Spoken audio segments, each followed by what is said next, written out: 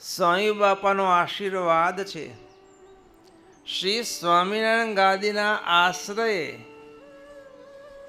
જે કોઈ મુમુક્ષુ, જે કોઈ સંકલ્પથી શ્રી સ્વામિનારાયણ ગાદી ગ્રંથની પારણ કરાવે, બાપાશ્રીની વાતોની પારણ કરાવે, રહસ્યાત પદીપિકા ટીકાસ વચનામૃતની પારણ કરાવે, આપણા મણિનગર સ્વામિનારાયણ ગાદી સંસ્થાન દ્વારા જે કોઈ ગ્રંથો પ્રસિદ્ધિને પામ્યા છે એ કોઈ ગ્રંથની પારણ કરાવે તો સ્વામી બાપાના આશીર્વાદ છે.